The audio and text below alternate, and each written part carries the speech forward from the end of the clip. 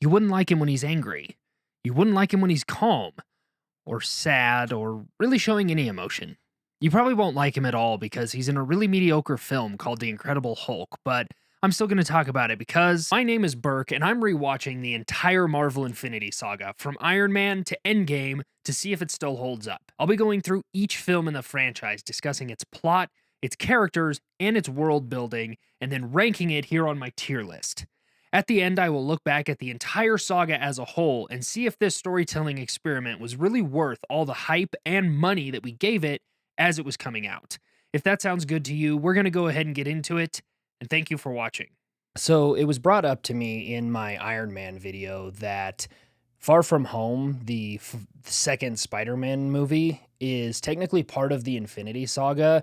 I'm not sure why I forgot that. I think it's just because Endgame was billed as the end of the series, the end of this story, the final conclusion to everything. So I don't know if I'm going to go over Far From Home. There are a lot of movies between here and then, so it might be something that I just figure out as I go. But for right now, the plan is I'm just going to go Iron Man to Endgame. The film begins with some greenwashed opening credits showing an experiment on our main man, Bruce Banner. As far as Bruce knows, the experiment is to test a serum that makes humans immune to gamma radiation, but the man in charge, Thaddeus Thunderbolt Ross, is actually trying to recreate a super soldier serum from the 1940s. The experiment goes wrong, and Banner transforms into a giant green monster, destroying the lab and injuring Ross and his daughter Betty, aka Bruce's girlfriend, aka Arwen. We then see Bruce back as himself visiting them in the hospital where Ross screams at him and he ends up leaving, becoming a fugitive on the run. The next time we see him, he's hiding in Brazil where he's working at a bottling factory, and while working there, he's training to learn to control his heart rate through breathing exercises and meditation. He's doing this because if his heart rate gets above 200, he will transform into the Hulk. Okay, I already have questions. The 200 beats per minute thing makes some sense as far as setting up a way for him to be able to eventually control the Hulk, but I thought the whole point of the Hulk was that he came about as a self-defense mechanism against outside threats, or when he becomes so angry that he can't control it, not just at an arbitrary time whenever his heart rate spikes. Like, does he transform into the Hulk when his heart rate spikes because he misses a step on stairs, or when he sits on a toilet with the seat up?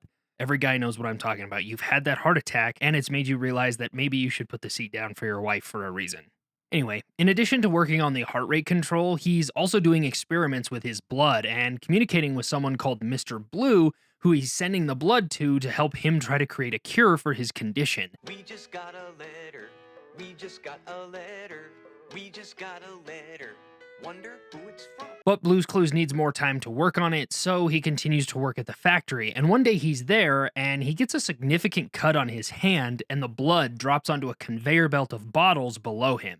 Bruce stops the conveyor belt in order to get it cleaned up because his blood can cause gamma poisoning, and if someone were to contract it, Ross and the government would be able to track him down and find him. Except he misses a huge amount of blood on the rim of a bottle that gets filled, and a poor old man who likes comic books drinks it and gets gamma poisoning, so Ross and the government track Bruce down. I'm sorry, isn't he supposed to be one of the most intelligent men on the planet, and yet he didn't think to check the bottles? Seriously? Oh, and by the way, if he's such a smart man and knows that his blood can cause gamma poisoning, why would he work in a factory, let alone one that produces consumables? Factories are known for being extremely hazardous places to work, and never mind the fact that injuring yourself can give gamma poisoning to someone if they touch your blood. When you get injured, your heart rate increases. If Bruce is so concerned about spiking his heart rate and contaminating anyone with his blood, he should be working a boring desk job. Hell, he should be isolated as far as possible from any human contact, worried that anybody could possibly cause him to Hulk out and cause damage. So why would he put himself in this position where any of this can happen? Oh, because we need the film to happen. So Ross tracks down Bruce and sends a team led by Emil Blonsky, a special forces soldier who's very good at this sort of thing, to capture him. Bruce tries his hardest to escape, but he isn't able to prevent the Hulk from showing up and breaking a lot of stuff before escaping. Afterwards, Blonsky confronts Ross, telling him that something out there attacked them out of nowhere, and Ross cryptically tells him that thing was Banner, and without going into further detail, Ross tells Blonsky to pack his things because they're headed home. Okay. After they get home, though, Ross eventually does explain to Blonsky the experiment gone wrong and fills in the details of what they were working on. Ross then manipulates Blonsky into taking some of the serum himself after just explaining that he had lied to Bruce about what he'd been working on when his experiment went wrong. This is all interspersed with Bruce trying to make his way up to the United States and eventually finds his way over to Culver University, the site of the original accident and where Arwen is still working as a professor. This kicks off the romantic subplot of the film where he takes a note out of Peter Parker's book and uses pizza to get into the biology lab. He then hacks into Arwen's account to look for data from the experiment that he can send to Blue's Clues, but it's been erased from the college servers. Mostly out of options, Bruce is kind of just hiding out in this pizza place, and Arwen and her new boyfriend show up at the pizza place that he's hiding out. She catches a glimpse of him and then runs into the alley to whisper his name. Arwen then tracks him down in the rain and tells him that he needs to go back to her house with her and stay there, despite the fact that she's now dating someone else. Surely this won't go wrong. It's while there that Arwen reveals that she actually backed up the files that Bruce was looking for, and Bruce reveals that Ross is trying to revitalize the super soldier program a second time. Well, technically a third time, but that film hasn't happened yet. We then see Ross doing exactly that, pulling a vial of blue juice out of cold storage while Bruce and Arwen do the awkward sleeping in different beds routine that, if you've seen a movie, you know won't last.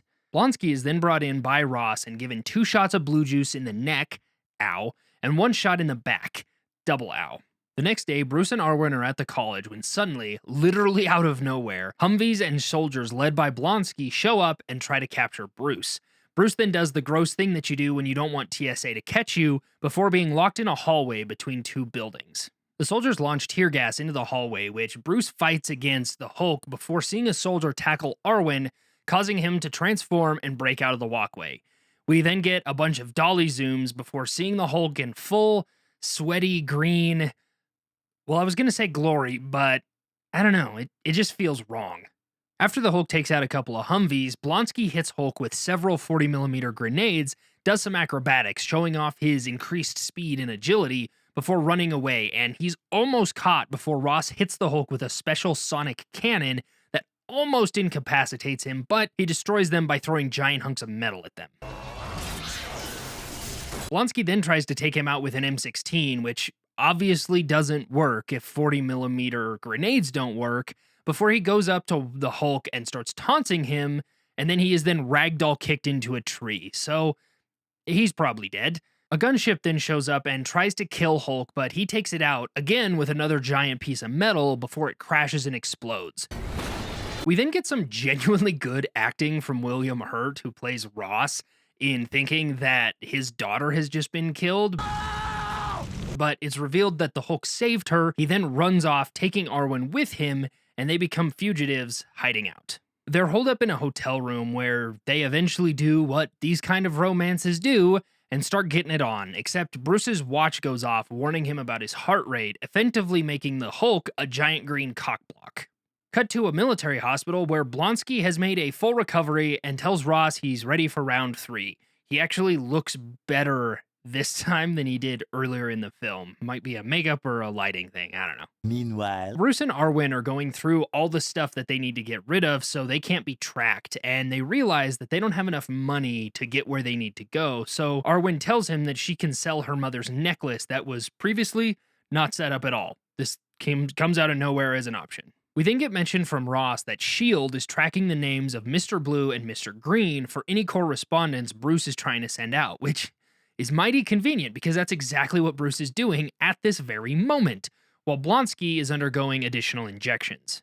Bruce and Arwen make their way to New York City where they finally meet Blue's Clues, another biology professor who tells Bruce that he believes he's created what could be a cure for the Hulk, or just a way to stop a single episode. Either way, they decide that they need to test it. meanwhile, Blonsky and Ross are starting up another mission to go and get Bruce, but Blonsky seems to be having a little bit of a spinal issue.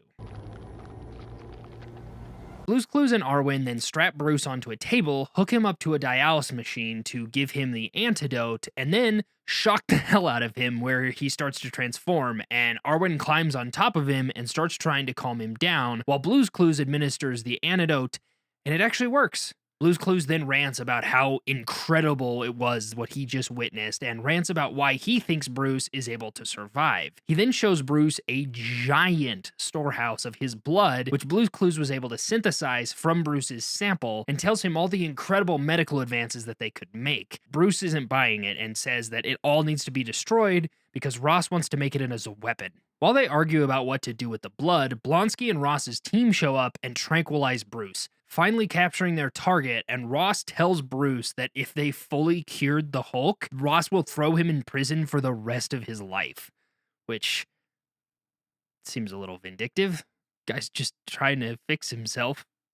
Blonsky ends up staying behind and tells Blue's Clues that he wants what Bruce has, but Blue's Clues tells him it could lead to an abomination once it mixes with what Blonsky already has in him. Blonsky doesn't care and takes the injection, transforming into Crack Hulk.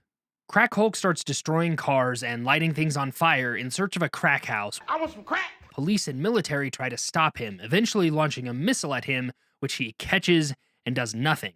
He then chases down the Humvee that hits him with a taxi for giving him something that wasn't crack. Bruce convinces Ross and Arwen to let him try and transform in order to stop Crack Hulk, so Bruce jumps out of the helicopter and crashes into the street, failing to transform. Oh, JK, it worked. He punches his way out and they start fighting. They have a big, sweaty street fight where Crack Hulk eventually gains the upper hand, and Ross, in his helicopter, tries to shoot him on top of a roof, which again does not work. Crack Hulk then jumps onto the helicopter, crashing it onto the roof and causing it to leak fuel. He starts a ticking clock for Hulk to defeat him, which is looking less likely, especially after Crack Hulk stabs him with his bony elbow. Then the helicopter fuel ignites, setting the entire thing on fire, but Hulk escapes Crack Hulk's grasp and gets the fire out by clapping. No further questions, that's just how it works. Crack Hulk then gets a hold of a chain and starts whipping it around, hitting Hulk and the helicopter around, and just as he's poised to kill them all, Hulk says his catchphrase, Hulk! Smash! And gets the chain away from Crack Hulk before Narcanning him and running off into the night, a fugitive once more. Arwen then stands sadly on the pier thinking about where Bruce is before finding out exactly where Bruce is in a cabin in the woods in British Columbia, where he gets Arwen's locket ready to be mailed back to her, which he secretly didn't sell. Again, doesn't really matter, not important. We then see him meditating and a counter for the days since he had his incident at 31 before it plummets to 0 and his eyes turn green, telling us that he has control over these incidents and setting him up for the next film. We then see an after-credit scene where Ross is getting drunk in uniform at a bar when a man in a suit approaches him, telling Ross he heard about Ross's problem. That man is revealed to be Tony Stark, who tells Ross that they're setting up a team before cutting to black, ending the film, at which point I clapped because it was finally over. No disrespect to the Hulk as a character at all. I think the idea of a docile, timid scientist that transforms into a giant, unstoppable monster when he can't control his anger is a really interesting concept that's worth exploring. However, what they found when exploring his character this film was a giant green turd. Similar to my Iron Man video, I think the world building in this film is fine. It's a relatively self-contained story similar to Iron Man, and it uses real world, real places, and real weapons to its advantage. Plus, this little nod that S.H.I.E.L.D. is monitoring for Mr. Blue and Mr. Green is actually pretty good, and it's starting to set the seeds of the interconnectivity of these films, and even suggests that they might be working with Ross, adding to them being a somewhat shady government agency. And again, it's really early in the Infinity Saga, so I don't expect a huge amount of interconnectivity between these films, but the little mentions and having Tony show up at the end as an already established character is nice. The world building is not as good as Iron Man, but it's still fine. It's like a B-, C+ kind of area.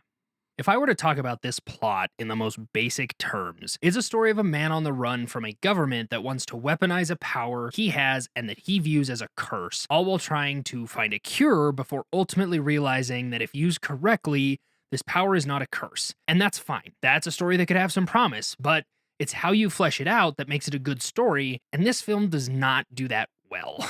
It feels like this is two films that were crammed into one, and it makes a lot of the pacing and story beats feel really jarring. Like, if you felt like it was jarring when I said, this happened, and while this is going on, meanwhile here, there are scenes in this film that are only a few minutes long that are just cut interspersedly across the entire thing. It's very jumbled and difficult to it's not difficult to follow, it's just it makes the pacing and the understanding of how much time has passed and where characters are kind of difficult. For example, when Bruce is trying to make his way back to the United States, we see small glimpses of his travel intercut with Ross and Blonsky discussing the serum, but each cut shows him in a completely different country, and he eventually just shows up at the university. Okay, how did Bruce Banner, a man who is actively wanted by at least one sector of the United States military, make it through Border Patrol? This man is a walking, uncontrolled biological weapon of mass destruction who Ross is actively trying to track down, and yet he didn't tell Border Patrol? Really? And they set up that they're working with S.H.I.E.L.D., who in the previous film said, we're a different thing. We monitor all kinds of activity across the world. Hell, they knew how Iron Man escaped the cave before anybody else did. You mean to tell me that S.H.I.E.L.D. and Ross didn't have somebody looking for him at the border because they know he's in Brazil? He's not going to go further south. He's going to try to find the solutions in America. He should be everywhere. Every single Border Patrol agent should know exactly what he looks like and how to deal with him. Aside from those glaring issues, it feels like the filmmakers wanted to make this kind of a on-the-run thriller mixed with a romance, and they did that by just taking tropes from both, smashing them together so neither of them work. And that's really how I would describe this entire plot. It's a bunch of ideas and tropes thrown into a blender and mixed into a jarring mess. The final battle is fine. It's a little bit of a reflection of Iron Man. Two people who have the power and have different ideas of how to wield it. Like, that's a fine trope and is a thing that can be used really well in other films. See Lord of the Rings, Saruman and Gandalf. Perfect example right there. It can be done well. It's fine, but Hulk killing a crack Hulk would have been a better choice, giving Bruce something else to wrestle with. The Hulk taking even more drastic actions than he would think possible, intentionally killing, not doing it on accident, but whatever. This plot's a stinker. It's a D-. It honestly, I guess it could have been a lot worse. It's just a jumbled mess of too many things fighting each other. The body horror's good. Even though I didn't care for the actual Hulk character design, I think the body horror stuff that they do in this is, like, it's fine. And visuals are, pretty okay for the time. They're not as good as Iron Man's, but again, I just don't like the character design. And speaking of character, I guess I'll start with Arwen's boyfriend, who is so much of a plot device. His only purposes in this film are A, show us that Arwen has supposedly moved on, although she hasn't. B, tell us something about Ross that an audience with the brain of a jellyfish should be able to pick up on. And C, turn in Bruce and Arwen when they show up at the college. I hate characters like this. You can have characters that basically serve as a plot device, but you still have to give them some kind of characterization and care in how you write them. Iron Man just did it with the journalistic bimbo, actually taking care to somewhat craft a character, even though she basically serves as a plot device. Sorry, Arwen's boyfriend. You cared about Arwen enough to try and protect her from a biological weapon, and she cared enough about you to almost jump the pickle as soon as Bruce came back. What a waste. Arwen herself is a slightly more fleshed out character than her boyfriend, but that doesn't do her any favors. We see in the film that although she has a new boyfriend now, she still has affections for Bruce. That's fine. Strong love that is suddenly shattered with no resolution can be very potent and difficult to get over. Like, I'm not knocking that. However, it doesn't give the excuse that once he's back in your life for only a few days, before you completely forgot any affection or promises that you made to your new boyfriend and tried to hide the zucchini. I am running out of euphemisms for this. I know that it's a trope in romantic films, but that doesn't make it right. Right? This trope makes characters worse people. This film ends telling me that I should feel bad for Arwen because her love is gone, but I only feel bad for her boyfriend who wasted who knows how much of his life pursuing a woman who dropped him the second her old flame entered the picture. Like, if you were dating somebody and they treated you this way, I can't think of something to make you hate a person more. Whatever. I guess her interactions with her father Ross are good, like actually trying to communicate with him, but closing off the second his coldness comes out. I actually think their relationship is one of the better written parts of this film, but I don't know, maybe that's just helped by acting. Which I guess will bring me along to General Thaddeus Thunderbolt Ross. He's actually my favorite character, which is, again, probably not hurt by the fact that William Hurt knows exactly what he's doing in front of a camera. I also think that he is given the most depth of any character, which sounds odd because at times he comes across like some kind of weird vampire, but it's actually in kind of the quieter, calmer moments, especially with Blonsky, that I think he shines. The scene where Ross is telling Blonsky about Bruce's experiment is probably my favorite, because after telling Blonsky that he lied and manipulated Bruce, Ross pauses before asking Blonsky his age, allowing Blonsky to point out how much of a toll being a soldier takes on a person's body. Ross then listens and is able to manipulate Blonsky into telling him, Yeah, if I could take what I know now, put it in the body I had 10 years ago, that would be someone I wouldn't want to fight. that gives Ross exactly what he wanted, an in to mention the serum and create his new super soldier. I could probably arrange something like that. I think it's a really good way to show kind of the manipulation that Ross has and makes him almost a like real supervillain, like the actual villain of the story, taking advantage of somebody who he knows is loyal to him. I also do like the scene where he gives Blonsky the shots and Ross tells him that if he steps out of line in any way, he's taking him off the team until he can get his head straight, showing that although Ross is willing to push boundaries, he still cares about the safety of his soldiers. I also appreciate that Ross is fairly single-minded in his goal to capture the Hulk, ignoring the warnings from his daughter until she is put directly in harm's way by his actions. And then he snaps out of it. Again, just a great performance from William Hurt. Ross, you were a pretty decent antagonist, and I'm glad you're about one of the only things from this film that makes it into the sequels. Speaking of characters played by really good actors, Tim Roth's Emil Blansky is a waste of potent potential antagonism. A man who has spent his entire career honing his skills as a leader, as a soldier, crafting himself into a powerful and potent warfighter, likely at quite a personal cost, only to see a man with the timidity of a mouse accidentally possess a power greater than he could imagine, would be quite the blow. I can imagine that that would drive someone in his position to take pretty large risks in an attempt to possess that power, going against his own better judgment or the restrictions of his superiors, only to finally possess the power at the cost of his sanity.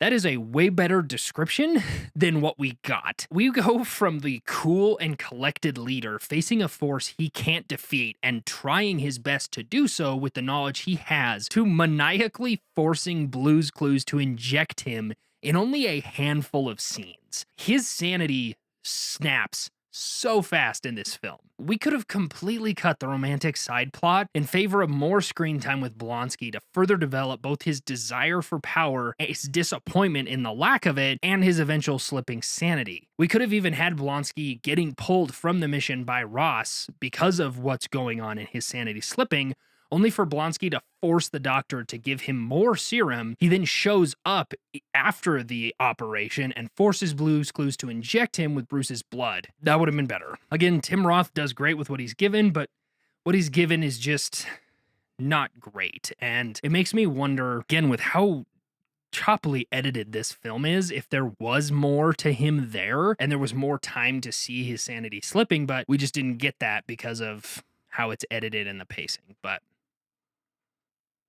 we got what we got. And now for the man of the hour, Bruce Banner and the Incredible Hulk, a melding of man and monster brought about by an experiment gone wrong. Two sides of a coin forced to exist together while simultaneously hating one another. One seeking the betterment of mankind through science, the other causing only harm through rampant destruction. It's a brilliant idea, full of potent storytelling potential that has taken the characters to the depths of human despair and the edge of space. Oh, wait, I'm sorry. I'm talking about the comic. Yeah, this Bruce Banner sucks.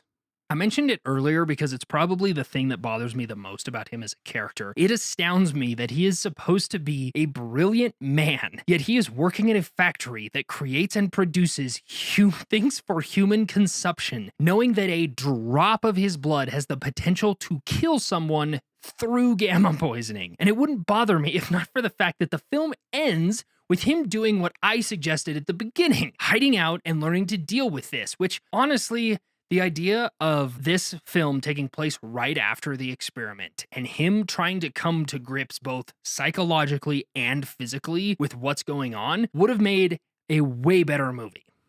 Well, maybe not if whoever made this had done it. I don't know. Also, he returns to the US to try and get the files from Arwen's computer, which is enough of an excuse to create the relationship drama, but he should be absolutely terrified of hurting her. The second that he accidentally takes her with him, he should immediately, if he actually cares about her and her safety like he supposedly does, he should send her away right away.